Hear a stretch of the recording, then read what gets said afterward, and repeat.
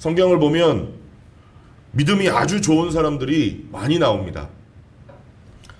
이런 믿음 좋은 사람들의 삶을 통해서 우리는 많은 것을 배우게 됩니다.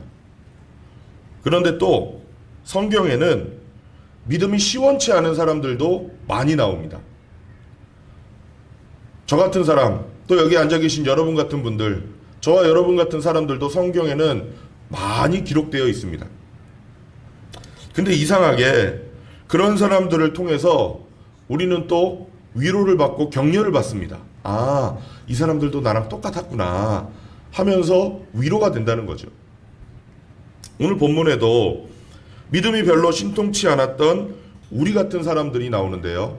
하나는 귀신 들린 아이를 가졌던 아버지고, 또 좀 의외이기는 하지만 예수님의 제자들, 이 예수님의 제자들이 믿음이 별로 신통치 않은 대표적인 사람들로 등장을 하고 있습니다. 베드로, 요한, 야고보 이 세 제자가 산에 가서 예수님이 그 산 위에서 변화되시고 엘리야와 모세가 나타나서 예수님과 함께 이야기하는 그 변화산의 놀라운 경험을 했습니다. 그리고 산에서 내려왔을 때 산 아래에 남아있던 제자들이 곤경을 겪고 있는 모습을 보게 됩니다. 귀신 들린 아이를 데려와서 귀신을 쫓아달라고 이 아버지가 제자들에게 이야기를 했는데, 거기에 남아있던 제자들이 아무것도 하지 못하고 곤란을 겪고 있었던 겁니다. 오늘 우리 본문 읽진 않았지만 14절부터 18절 말씀에 이 내용이 기록되어 있는데 제가 읽을 테니까 여러분 눈으로 한번 보시기를 바랍니다. 그들이 다른 제자들에게 와서 보니 큰 무리가 그 제자들을 둘러싸고 있고 율법학자들이 그들과 논쟁을 하고 있었다. 온 무리가 곧 예수를 보고서는 몹시 놀라 달려와서 인사하였다. 예수께서 그들에게 물으셨다. 너희는 그들과 무슨 논쟁을 하고 있느냐? 무리 가운데 한 사람이 예수께 대답하였다. 선생님, 내 아들을 선생님께 데려왔습니다. 그 아이는 말을 못하게 하는 귀신이 들려 있습니다. 어디서나 귀신이 아이를 사로잡으면 아이를 거꾸러뜨립니다. 그러면 아이는 거품을 흘리며 이를 갈며 몸이 뻣뻣해집니다. 그래서 선생님의 제자들에게 그 귀신을 쫓아내달라고 했으나 그들은 쫓아내지 못했습니다. 아멘. 이 아이의 증상이 여러분 뭐 같으세요? 이 아이의 증상은 의학적으로 보면 간질 같습니다. 그렇죠? 간질 증상과 일치해요. 근데 모든 병이 그렇지만 증세는 하나더라도 원인은 다양할 수 있지 않습니까?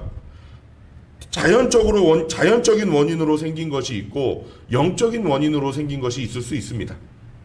이 아이는 악한 영에 사로잡혀서, 이 아버지가 이야기한 대로 귀신에 사로잡혀서 간질 증세를 보이고 있었던 겁니다. 제자들이 악한 영, 즉 귀신을 쫓아내려고 하는데 이 귀신이 나가지를 않는 겁니다. 꿈쩍을 안 해요. 그래서 망신을 당하고 있었어요.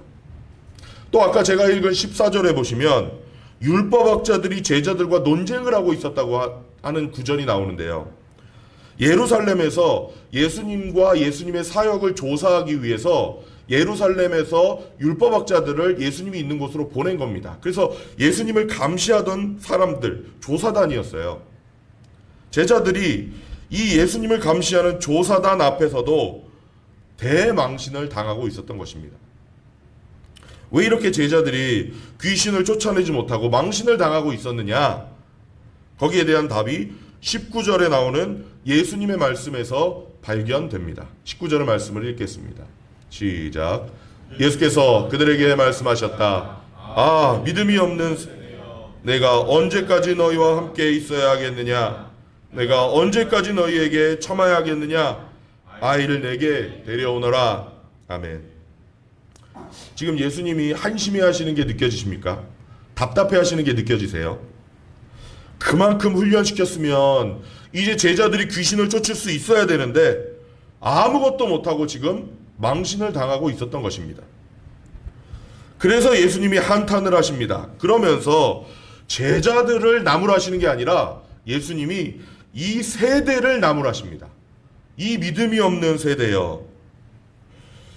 왜 제자들이 귀신을 쫓아내지 못했는가? 왜 제자들이 귀신을 쫓아낼 수 없었는가? 세상을 본받았기 때문입니다. 세상을 본받았기 때문이다. 제자들이 귀신을 쫓아내지 못한 것은 믿음이 없어서였습니다. 믿음이 없는 것은 원래 믿음이 없는 것이기 때문이기도 하지만 믿음이 없는 세상을 본받았기 때문입니다. 세상은 예수님이 하나님의 아들이라는 것, 이거 인정합니까? 세상은 예수님이 하나님의 아들이라는 거 인정하지 않습니다. 예수님 당시에도 사람들은 예수님이 하나님의 아들이라는 거 인정하지 않았습니다. 거기다가 유대인들은요, 제가 여태까지 쭉 설명해온 대로 자기 나름대로의 메시아 사상을 가지고 있었어요. 그래서 예수님이 메시아라는 것도 인정하지도 않고 믿지도 않았습니다. 제자들이 알게 모르게 이걸 그대로 본받고 있었던 거예요. 예수님이 같이 먹고 살면서 3년 동안을 가르치셨는데도 제자들은요, 세상의 가치관을 본받아서 살고 있었다는 겁니다. 사람들의 가치관을 그대로 가져다가 자연스럽게 자기 것으로 만든 겁니다. 이 세상 사람들의 가치관, 이 세상 사람들의 삶의 방식에서 벗어나지 못한 채로 살고 있었다는 거예요. 예수님이 십자가에서 죽으시고 부활하실 것이다 라고 여러 번 말씀하셨는데도, 직접 들었는데도 믿지 못했던 이유가 바로 거기에 있었던 거예요. 세상의 가치관, 세상의 사고방식, 이 세상 사람들의 삶의 방식에 사로잡혀서 거기에서 벗어나지 못하고 아직 그 영향 아래 있었던 겁니다. 자, 그렇게 되면 어떻게 되냐? 그랬기 때문에 제자들에게서 능력이 나올 수가 없었던 것입니다. 이 아버지는 아이를 데려왔을 때 자기가 이야기한 대로 예수님께 데려온 것입니다. 제자들에게 데려온 것이 아니었어요. 근데 예수님이 안 계시니까 제자들에게 부탁을 한 겁니다. 예수님이 하신 것처럼 제자들도 똑같이 해줄 것이다 라고 이 아버지는 기대했을 겁니다. 그런데 기대가 완전히 어긋났습니다. 부끄럽지만 저도 여러분도 그런 경우 있지 않습니까? 크리스찬이라고 하면 세상 사람들 크리스찬이 뭔지는 정확히 모르지만 너는 뭔가 다를 거야 라고 기대를 합니다. 당연합니다. 왜냐하면 크리스찬이라는 말 자체가 그리스도의 사람, 그리스도를 닮은 사람, 예수의 사람이라는 뜻이기 때문이에요. 그렇다고 해서 안 믿는 사람들이 우리 크리스찬들에게 완전함을 요구하는 것은 아닙니다. 하지만 크리스찬이라고 하면은, 예수 믿는 사람이라고 하면은 막연하게 들어봤던 예수님의 모습과 조금이라도 비슷한 무언가가 있겠지라는 기대감을 가지고 있다는 겁니다. 근데 우리가 그걸 못 보여줘요. 그래서 우리도 망신당하고 예수님도 망신시켜 드릴 때가 얼마나 많이 있습니까? 왜 그럴까?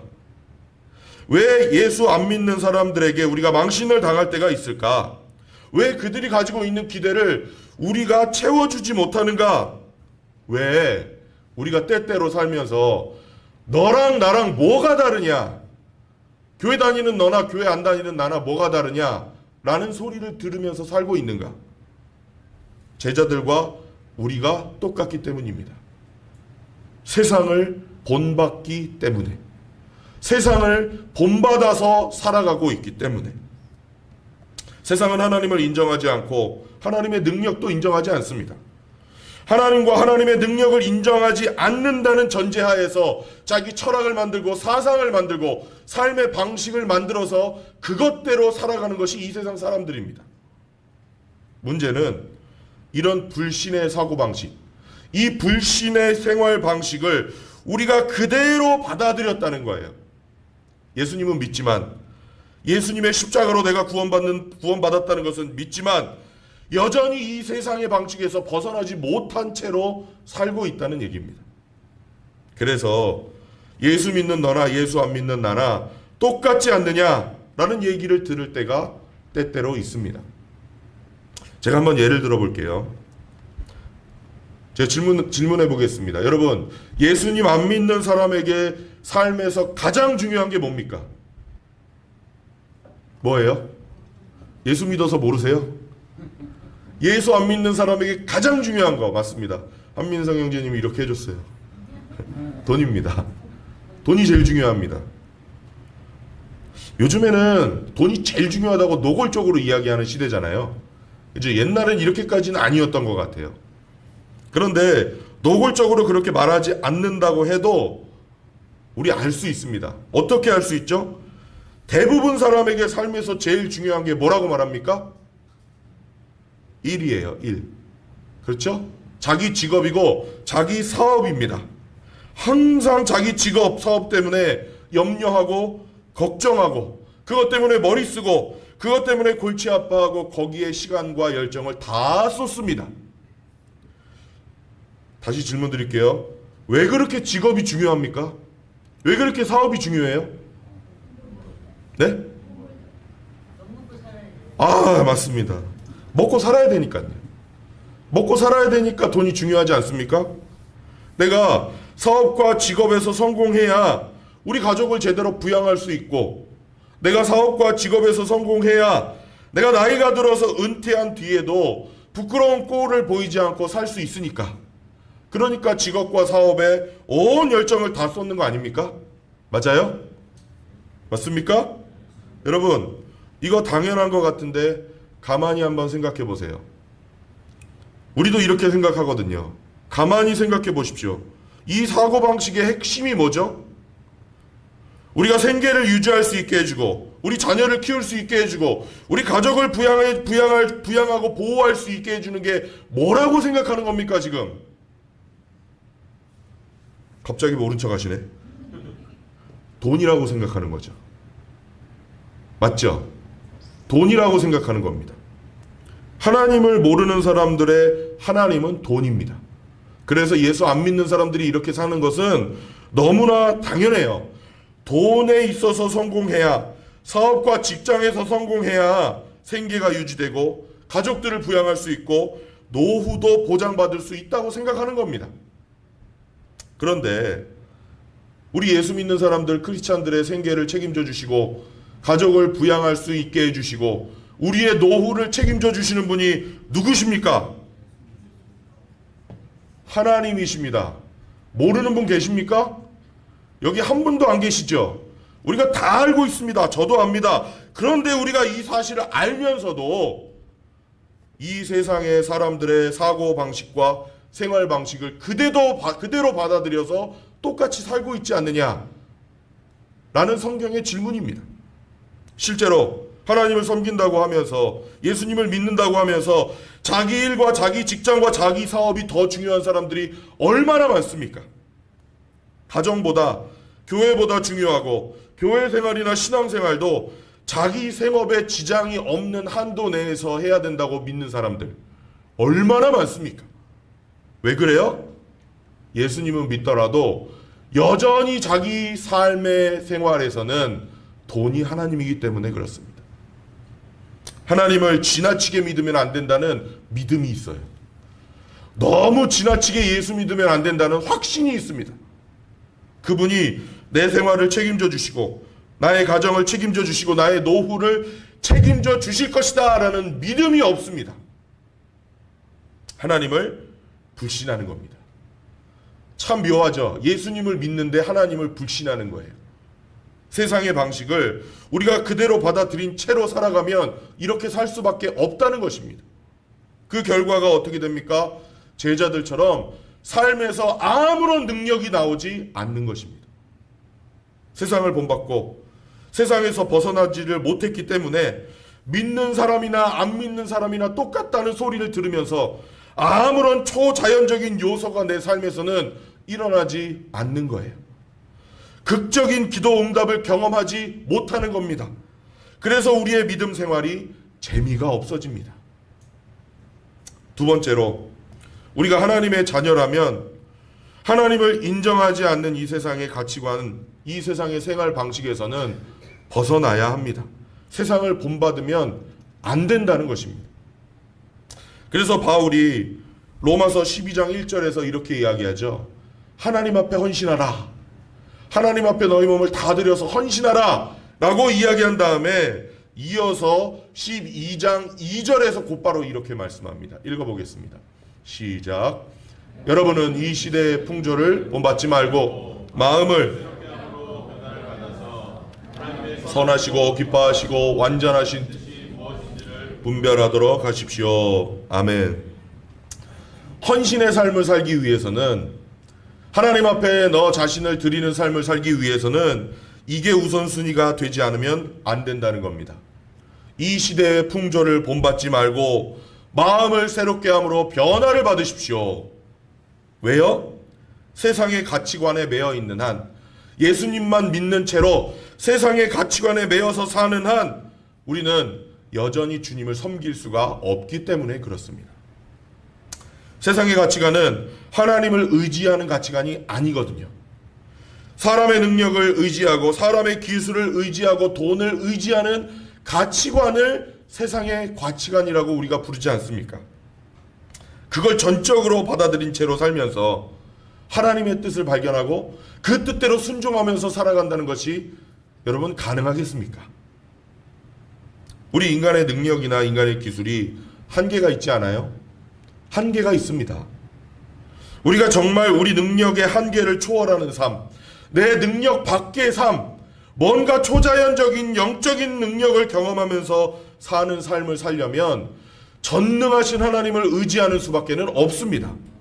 이 시대를 본받지 말고 마음을 새롭게 하고 그분을 의지하면서 살아가는 방법밖에는 없다는 것입니다. 별로 도움도 되지 않고 큰 일을 이룰 수도 없는 인간의 능력, 인간의 소유, 인간의 기술을 의지하지 않고 하나님을 의지하는 저와 여러분이 되기를 원합니다. 불신 세상의 풍조를 본받지 말고 하나님을 의지하면서 살아가는 창대교회가 되기를 간절히 소원합니다. 불신앙 이거요. 불신앙 이거 가지고 있으면 옆 사람에게 금방 전달됩니다. 불신앙을 가지고 있으면 금방 전달돼요. 목장 모임에서 경험하셨을 거예요. 누가 금방 불신앙적인 이야기 한번 하잖아요. 줄줄이 터져 나옵니다. 그거 왜 그래요? 당연한 거예요. 우리가 다 죄인이거든요. 우리가 다 죄인이어서 누가 불신앙의 이야기를 하면 그게 금방 퍼져요. 구약시대에도 그랬잖아요. 예수님의 제자들이 이런 불신의 태도를 가지고 있으니까 이 불신앙의 태도가 아이의 아버지에게 금방 그대로 전달이 돼버려요. 20절, 21절, 22절 시작.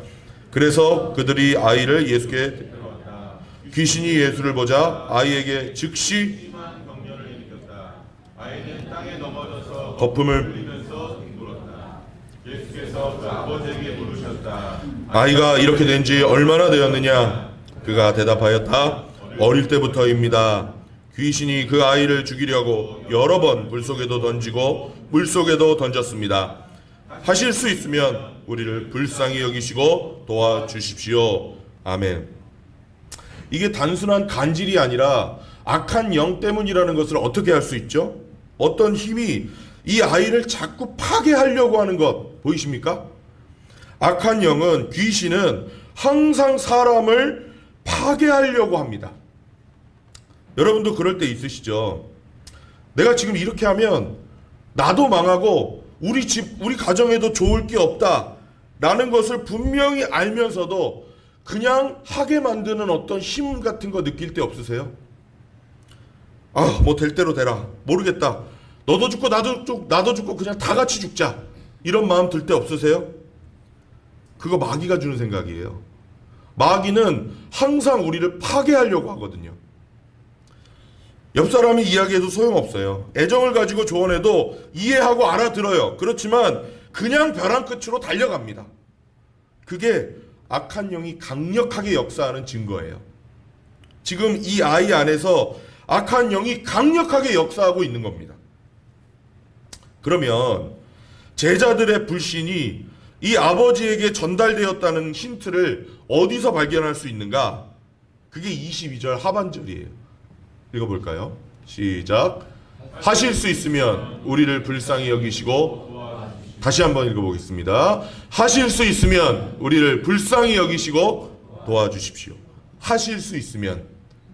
하실 수 있으면, if you can, 하실 수 있으면 이 사람은 제자들에게 자기 아이를 데리고 오면 악한 영에서, 귀신에서 해방될 줄로 믿고 왔습니다.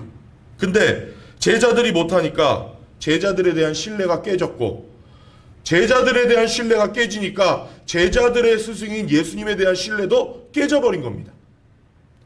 그래서 예수님이 고쳐주실 거라는 자신이 없는 거예요. 그래서 하는 소리가 뭐예요? 하실 수 있으면. 우리도 이런 경우 있죠. 우리가 그리스도인이라고 하면서도 우리 삶에서 아름다운 모습이나 대단한 능력이 나오지 않으니까 하나님을 모르는 사람들이 우리를 보고 예수님 믿고 싶은 마음이 드는 경우가 많이 없습니다. 뭐 좀 다른 게 보여야 되는데 그 사람이 믿는 예수님이 조금이라도 궁금해야 되는데 별로 우리 삶에서는 그런 모습을 보여주지 못할 때가 많이 있다는 거예요. 오히려 한 걸음 더 나아가서 너 때문에 나는 너 같은 사람 될까 봐 예수 안 믿겠다 라는 소리까지 듣는 경우가 있지 않습니까? 제자들이 지금 이 꼴을 당한 거예요. 자기네들의 믿음이 역사하지 않아서 창피한 꼴을 당하니까 예수님을 찾아온 사람의 믿음까지 흔들렸어요. 그래서 그 사람이 예수님에게 하는 말이 하실 수 있으면 고쳐주십시오. 23절에서 예수님이 이렇게 대답하십니다. 이게 예수님의 대답이에요. 시작. 예수께서 그에게 말씀하셨다. 할 수 있으면이 무슨 말이냐? 믿는 사람에게는 아멘. 이런 말씀이죠. 할 수 있으면이 무슨 말이냐? 물론 할 수 있지. 나는 물론 할 수 있다. 그런데 네 아들이 악한 영에서 해방되느냐 해방되지 않느냐 하는 것은 나의 능력에 달린 것이 아니다. 왜? 나는 할 수 있다. 나는 능력이 있다. 나는 모든 것을 할 수 있다. 나의 능력에 달린 것이 아니라 너의 믿음에 달린 것이다. 나는 당연히 할 수 있다. 언제든지 할 수 있다. 그럼 너는 내가 할 수 있다는 것을 믿느냐? 믿고 있느냐? 할 수 있으면이 무슨 말이냐? 믿는 사람은 모든 것을 할 수 있다. 이제 이 아버지 큰일 났습니다. 왜 큰일 났죠?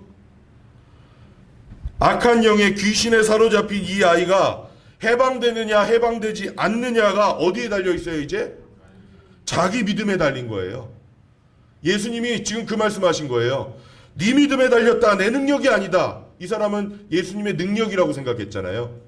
근데 큰일 난 거예요. 그럼 자기 믿음을 보니까 자기에게는 그럴 믿음이 없는 거예요. 믿음이 없어요. 그래서 이렇게 말합니다. 24절 시작.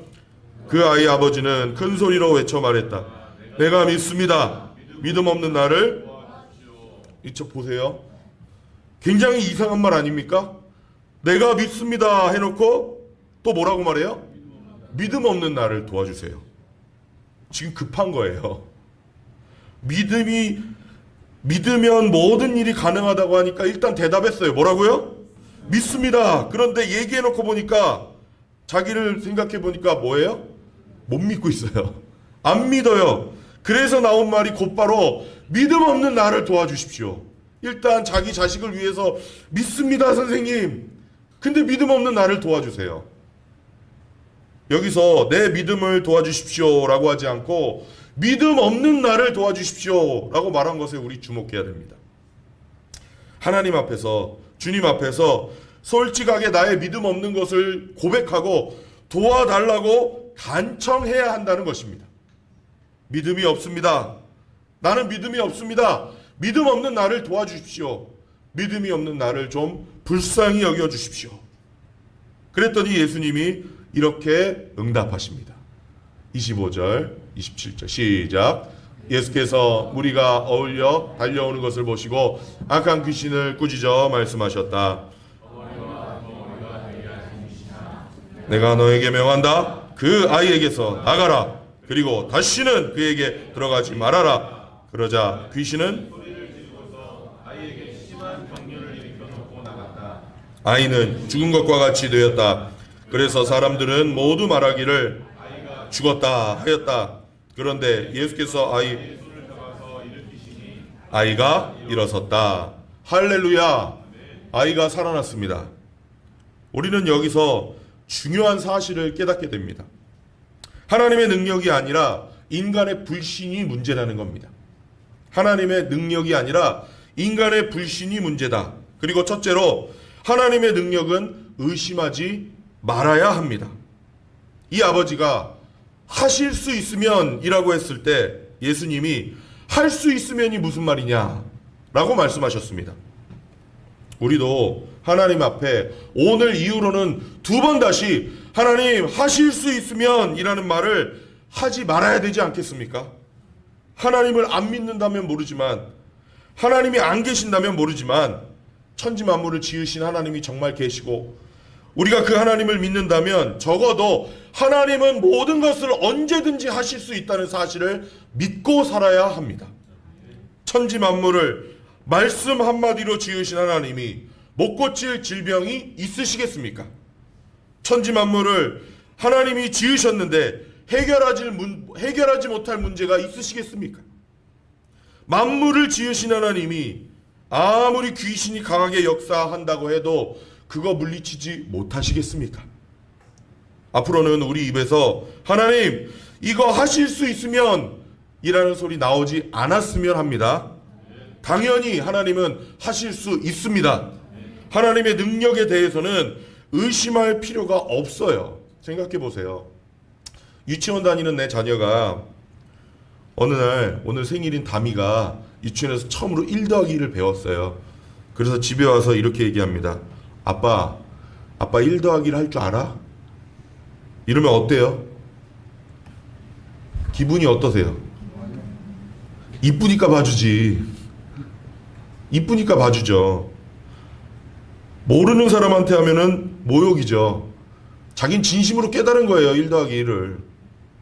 그런데 우리가 하나님께 하나님 하실 수 있으면 1 더하기라고는 비교가 안 되는 거예요. 하나님은 전능하신 분이시잖아요. 하나님은 하실 수 있으십니다. 근데 그분의 능력이 나타나지 않는다. 그거는 하나님의 능력이 없기 때문이 아니라 나의 믿음이 없기 때문이에요. 우리의 믿음이 문제예요. 하나님의 능력이 문제가 아닙니다. 하나님의 능력이 나타나기 위해서는 우리에게 믿음이 있어야 합니다. 어떠한 믿음? 두 번째로 정직한 믿음이 큰 일을 이루는 것입니다. 하나님의 능력이 나타나기 위해서 우리의 믿음이 꼭 클 필요는 없어요. 이 아버지 정도의 믿음이면 돼요. 내가 믿습니다. 나의 믿음 없는 것을 불쌍히 여겨주십시오. 도와주십시오. 믿음이 없는 나를 도와주십시오. 이 믿음이면 큰 역사가 일어날 수 있는 것입니다. 솔직하게 하나님 앞에서 믿음이 없다는 것을 고백하고 도움을 청하는 거예요. 한번 생각해 보세요. 우리가 하나님께 기도 응답 받고 우리 삶 가운데 하나님의 기적을 경험하면서 사는 거, 우리 믿음도 중요하지만 결국에는 100% 하나님의 은혜입니다. 우리를 사랑하시고 우리의 최선을 원하시고 우리에게 복 주시기를 원하시고 우리 기도에 응답해 주시기를 원하시고 우리 삶에 채워주시기를 원하시는 하나님의 마음, 그 은혜 때문에 우리가 이런 일들을 경험하는 거예요. 그래서 우리 기도가 응답받는 겁니다. 우리가 기도했기 때문에 응답받는 것이 아니라 100% 하나님의 은혜 때문이라는 것입니다. 그렇기 때문에 믿습니다. 믿음 없는 나를 도와주세요. 이 믿음으로 기도하면 큰 역사가 일어날 수 있는 것입니다. 어떤 한국의 큰 대형교회 목사님이 사모님과 함께 단기 선교를 갔대요. 그런데 이 사모님만 간 어떤 팀에서 유명한 교회 사모님이 왔다고 하니까 사람들이 많이 모였는데 걷지 못하는, 날 때부터 걸어본 적이 없는 사람이 기도해서 고쳐달라고 나왔답니다. 이 사모님이 귀신을 쫓고 병 고치는 은사가 있는 분이 아니고 조용한 분이었대요, 원래. 근데 사람들이 너무 많이 모여있고 너무 기대감을 가지고 있으니까 물러날 수가 없더랍니다. 그래서 급하게 기도했대요. 어떻게 기도했는지 아세요? 이렇게 기도했답니다. 하나님 한 번만 봐주세요. 하나님 한 번만 봐주세요. 믿습니다 이 소리도 못하겠더래요. 하나님 한 번만 봐주세요. 그리고 하나님 한 번만 고쳐주세요. 이렇게 단순하게 기도하고 있는데 걸어본 적이 없는 그 사람이, 아주 얇은 다리를 가지고 있었던 그 사람이 자리에서 벌떡 일어나더랍니다. 누가 제일 놀랐을까요? 예, 그렇게 이야기하더라고요. 자기가 제일 놀랐다는 거예요. 깜짝 놀래가지고 그 일어서 있는 사람의 다리를 보니까 너무 가느다라더래요. 그래서 이 사모님이 어떻게 했는지 아세요? 어떻게 했을 것 같아요? 앉으세요, 앉으세요. 너무 얇아서 부러질 것 같으니까 앉으세요, 앉으세요. 금방 일어난 사람에게 그렇게 이야기했답니다. 이 아버지하고 비슷하지 않나요? 내가 믿습니다. 내가 믿습니다. 근데 믿음 없는 나를 도와주세요. 이 믿음이면 충분하다는 것입니다. 우리 하나님이 은혜로운 분이시기 때문에 이게 가능한 겁니다. 너무 믿음 없다고 여러분 스스로 그러지 마시고, 옆 사람에게 그러지 마시고 하나님께 그냥 가지고 오시기 바랍니다. 그리고 도와달라고 하세요. 하나님, 내가 믿음이 없습니다. 마가는 적어놓지 않았지만 똑같은 사건을 기록한 마태는 마태복음 17장에서 이 사건 후에 예수님이 제자들에게 하신 말씀을 기록해 두었습니다. 20절 말씀을 읽겠습니다. 시작. 예수께서 그들에게 대답하셨다. 너희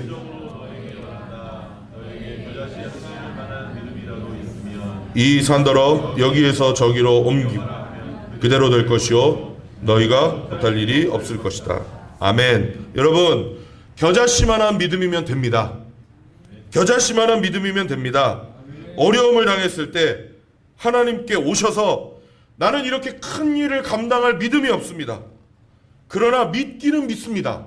나는 하나님을 믿기는 믿습니다. 믿음 없는 나를 도와주십시오. 간청하시고 응답받으시면서 초자연적인 삶을 경험하면서 살아가는 은혜가 있기를 바랍니다. 예수님과 제자들이요, 저녁 때가 되면 낮에 예수님이 가르쳐 주신 부분 중에 이해가 되지 않는 것들 질문도 하고 대답도 해주시는 그런 따뜻하고 좋은 시간을 저녁마다 가졌던 것 같습니다. 그래서 28절 29절에 보면 말씀이 이렇게 기록되어 있습니다. 시작. 예수께서 집 안으로 들어가시니 제자들이 따로 그에게 물어보았다. 왜 우리는 귀신을 쫓아내지 못했습니까? 예수께서 그들에게 대답하셨다. 이런 부류는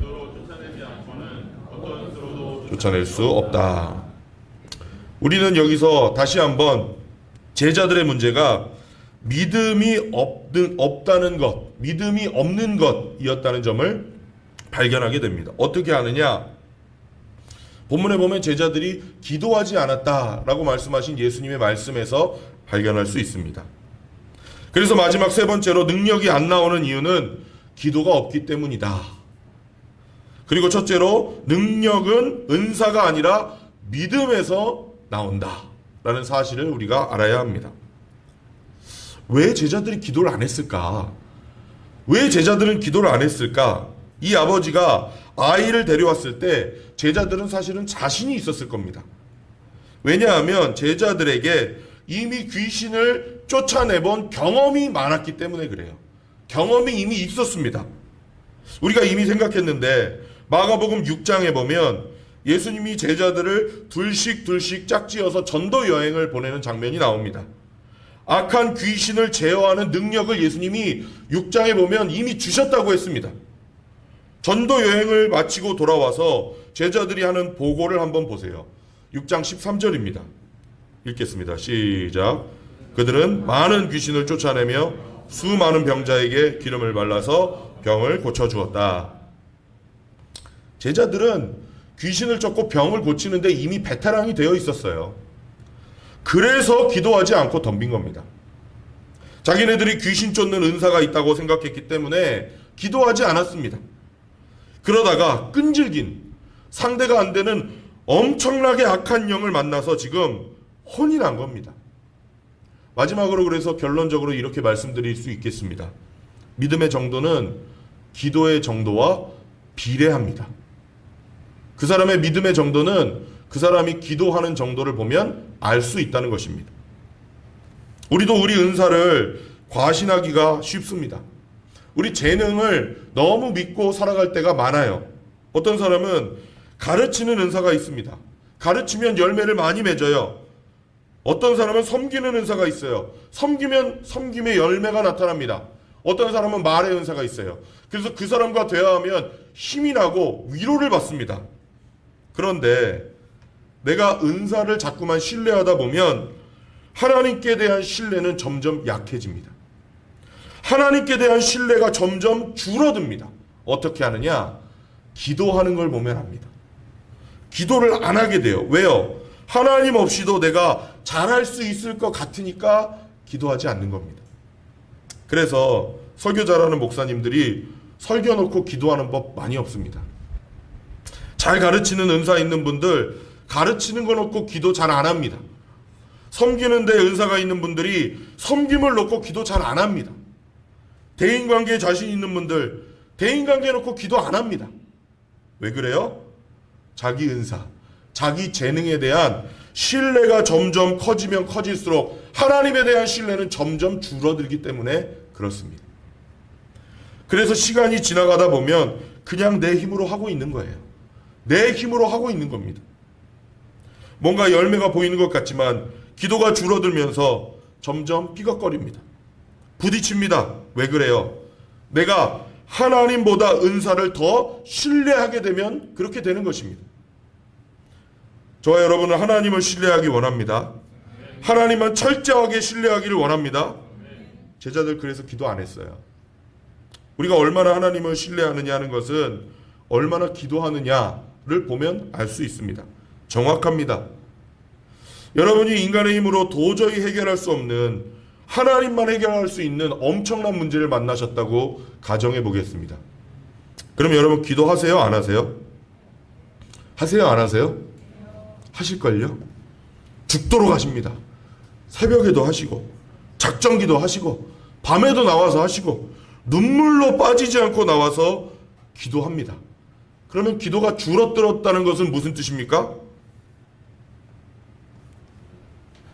하나님 없이도 살만한 겁니다. 솔직히 그렇지 않습니까? 물론 기도를 완전히 안 하지는 않아요. 예수를 믿는 한. 근데 하나님이 방해하지 않으실 정도만 해요. 무슨 뜻입니까? 내가 기도 안 하고 움직였다가 하나님이 회방 놓으실까 봐. 내가 기도 안 하고 움직였다가 하나님이 벌 주실까 봐. 그냥 그 정도만 기도하는 겁니다.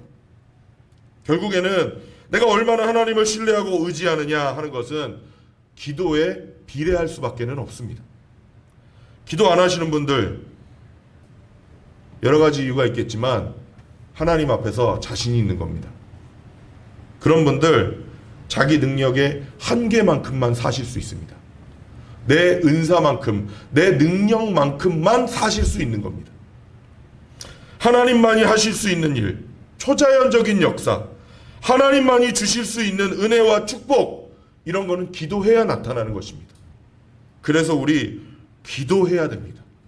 그렇다고 여러분 기도 자체에 무게를 두시면 또 안 됩니다. 기도 자체에 힘이 있는 게 아니라는 겁니다. 뭐에 힘이 있어요? 누구에게 힘이 있어요? 기도를 들으시는 하나님께 힘이 있는 것입니다. 기도를 오래 한다고 자랑하는 어리석은 분들 있죠. 나 기도 3시간 해. 나 8시간 해. 그럼 저는 그런 얘기하고 싶어요. 8시간 옛날에 기도하신다는 분 제가 들어봤거든요. 8시간 기도한다는 목사님께 제가 이렇게 얘기하고 싶더라고요. 아니 그러면 와이프하고 자녀들하고는 시간을 어떻게 보내세요? 여러분 기도를 오래 하는 게 능력이 아니라 기도를 들으시는 하나님께 능력이 있는 것입니다. 믿습니다. 믿음 없는 나를 도와주십시오. 하나님 없이 나는 아무것도 할 수 없습니다. 나는 하나님 없으면 목회 못합니다. 나는 하나님 없으면 목장 못합니다. 나는 하나님 없으면 아무런 봉사도 섬김도 못합니다. 나는 하나님 없으면 가족들 사랑 못합니다. 하나님 없으면 우리 직장 사업장 아무것도 안 됩니다. 나는 하나님 없이는 말씀에 순종할 수 없습니다. 이거 안 되니까 기도하고 매달리는 거 아닙니까? 그렇기 때문에 역사가 일어나는 것입니다. 기도하는 것 자체에 힘이 있는 게 아니라 기도 들으시는 하나님께 힘이 있는 것입니다. 말씀을 마치겠습니다, 여러분.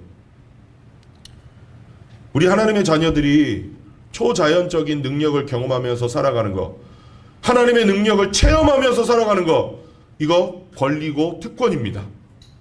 우리가 성령 받았다는 증거가 뭐예요?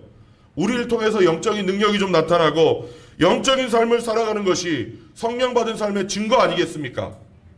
우리 하나님은 우리를 통해서 이런 능력을 나타내기를 원하십니다. 하나님의 소원입니다.